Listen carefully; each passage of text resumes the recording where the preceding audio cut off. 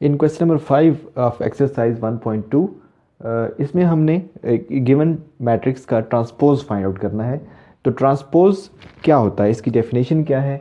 और ट्रांसपोज जो होता है बेसिकली किसी भी मैट्रिक्स का, इसका मतलब ये होता है कि आपने उस मैट्रिक्स को, उसके कॉलम को उसकी रोज़ में कन्वर्ट कर दें या उसके जो रोज़ हैं उसको कॉलम में कन्वर्ट कर दें। सो कन्वर्टिंग ऑफ कॉलम इनटू रोज़ या रोज़ इनटू कॉलम। तो बहुत सिंपल सी बात है कि अगर हमारा जिस तरह ये हमारे पास मैट्रिक्स ही है तो इसका हमारे पास एक ही कॉलम आ रहा है, हम इसके कॉलम को इसकी रो में या इसकी कतार में तब्दील कर देंगे।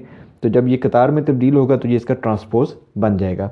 जैसे हम इसको लिखेंगे ऐसे ए ट्रांसपोज, छोटा सा उसके ऊपर टी लिखते हैं, that means transpose we are going to take. और यहाँ पे हम इसको लिखेंगे 0 1 -2 और यहाँ पे हम लिखेंगे टी, यानी इधर भी हमने टी लिया और यहाँ पे हमने टी ले लिया, दैट मीन ट्रांसपोज।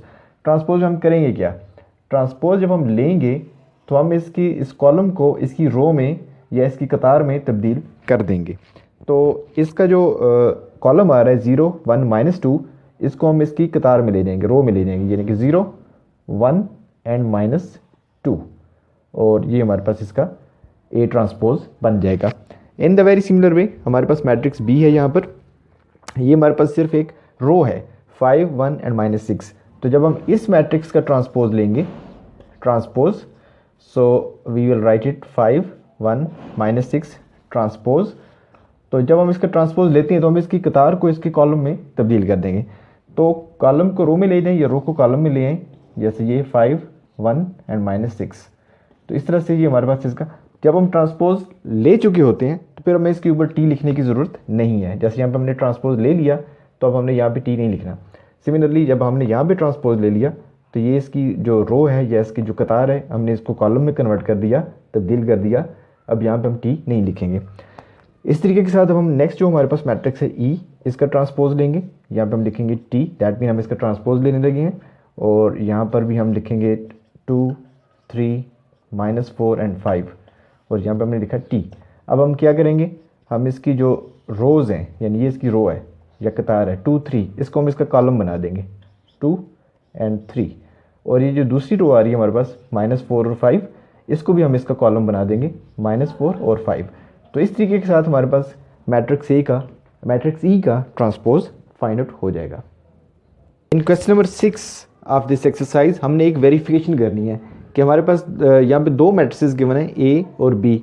तो हमने मैट्रिक्स ए, जैसे यहाँ पे हम फॉर एग्जांपल मैट्रिक्स ए को हम ले रहे हैं, तो ए के ट्रांसपोज और फिर उसको दोबारा से ट्रांसपोज जब हम लेंगे तो वो हमारे पास रिवर्स प्रोसेस होके ए वापस आ जाएगा। यानी कि अगर हम इस ए मैट्रिक्स का ट्रांसपोज लेते हैं और फिर उस ट्रांसपोज जिसका हमने जो हमारे पास हासिल शुदा मैट्रिक्स आ जाएगा, जब हम उसका दोबारा से ट्रांसपोज लेंगे तो वो वापस होकर हमारे पास मैट्रिक्स ए खुद से वापस आ जाएगा। This is we have to prove.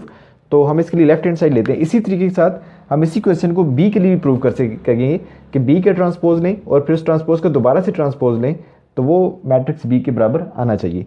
So let's start for a.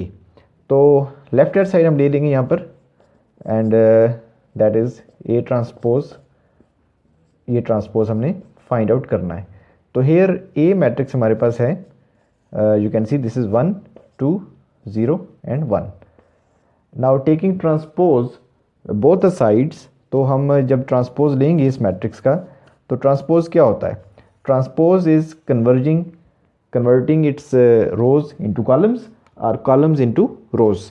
तो अब हम देखें इसकी जो रोज है हमारे पास, ये इसकी एक रो है 1 2 और दूसरी इसकी ये कतार आ रही है 0 और 1। तो हम इसकी कतारों को इसके कॉलम में कन्वर्ट कर देंगे, कॉलम में तब्दील कर देंगे। तो 1 2 जो इसकी कतार में लिखा हुआ है या रो में लिखा है, हम इसको लिखेंगे कॉलम में 1 2।